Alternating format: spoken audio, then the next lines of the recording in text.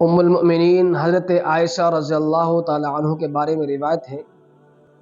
کہ ایک دن انہوں نے پوچھا کہ یا رسول اللہ صلی اللہ علیہ وسلم،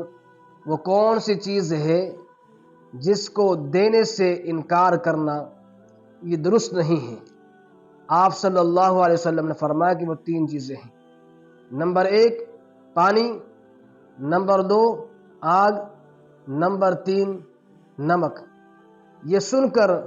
عرض کیا کہ اللہ کے رسول، پانی کے بارے میں تو مجھے علم تھا کہ یہ اللہ تبارک و تعالیٰ کی عام سی نعمت ہے اور یہ کسی انسان کی ملکیت نہیں ہے، یہ انسان اور حیوان تمام مخلوق کی ضروریات ہیں۔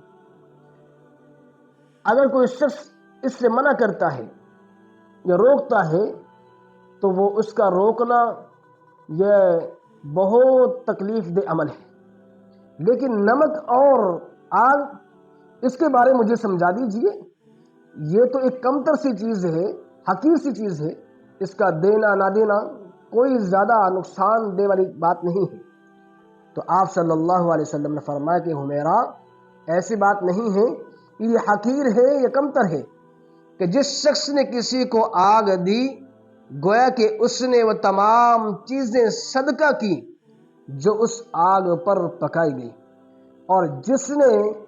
کسی کو نمک دے دیا گویا کہ اس نے وہ تمام چیزیں صدقہ کی جو اس نمک کے ذریعے سے ذائقہ دار بنی، اور جس شخص نے کسی کو پانی پلا دیا ایسی جگہ پر جہاں پانی میسر ہے تو گویا کہ اس نے ایک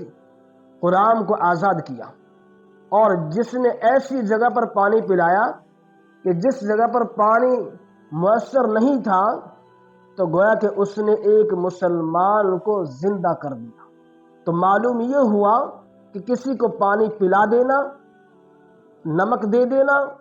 یا کسی کو آگ دے دینا، یہ انسان کی طرف سے صدقہ ہے۔